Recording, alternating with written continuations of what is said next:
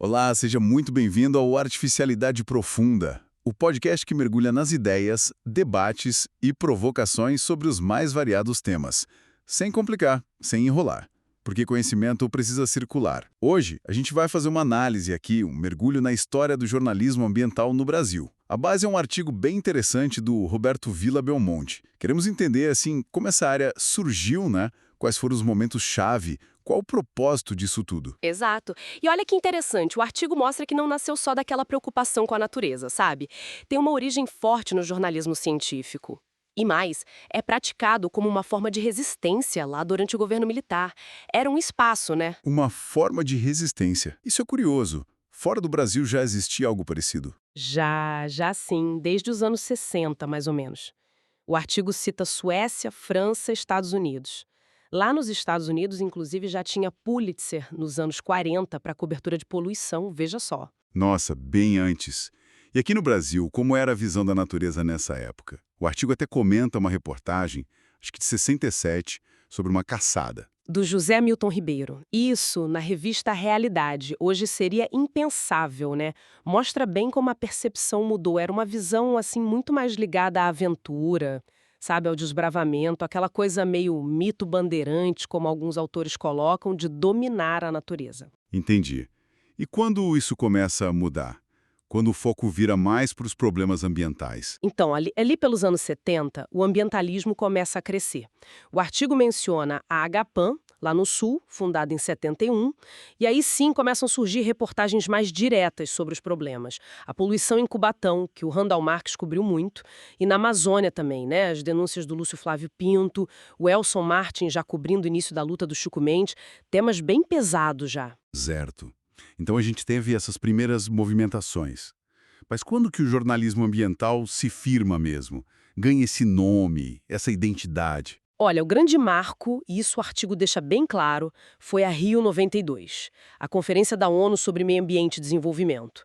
A preparação para cobrir aquele evento enorme, ela meio que consolidou a especialização aqui no Brasil, forçou os jornais a se organizarem para isso. Faz sentido. Uma demanda grande, né? Exato. E um pouco antes, em 89, teve um seminário importante da FENAGE, a Federação dos Jornalistas.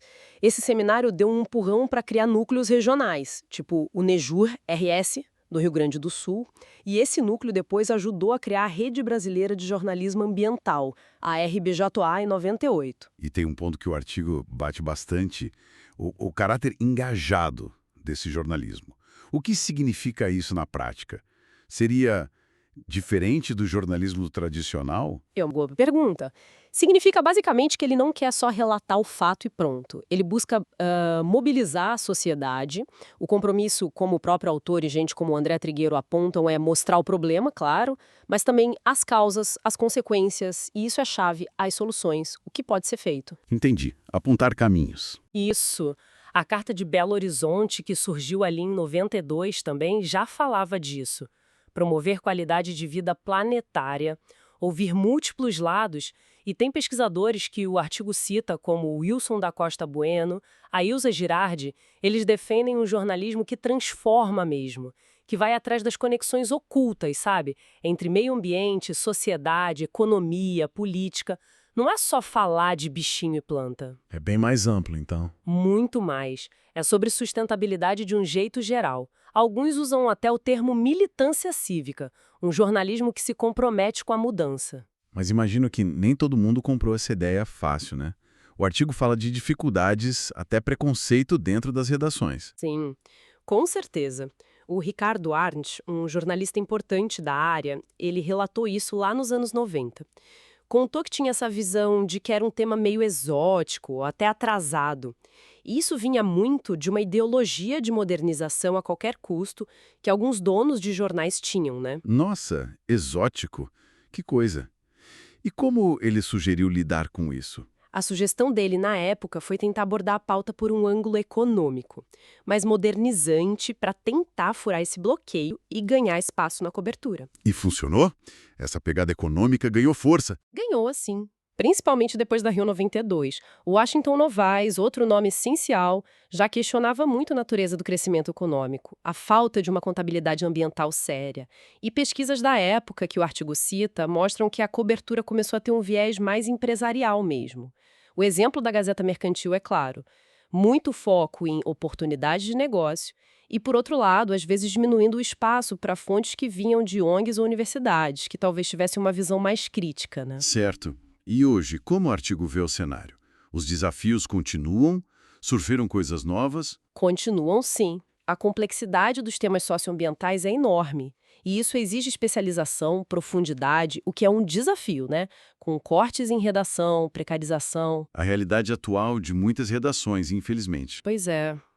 Mas, ao mesmo tempo, o artigo aponta que o tema ambiental ganhou muita força em novas iniciativas. Projetos de jornalismo mais independente, investigativo, cita exemplos como a Agência Pública, Repórter Brasil, Nexo Jornal, que tem feito um trabalho bem a fundo nessas questões.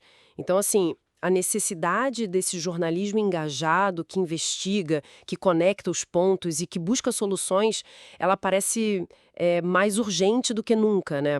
Considerando tudo que a gente está vivendo globalmente. Sem dúvida. Bom, a gente encerra por aqui agradecendo ao autor do artigo por esse trabalho tão necessário e a quem ficou com a gente até o final desta análise.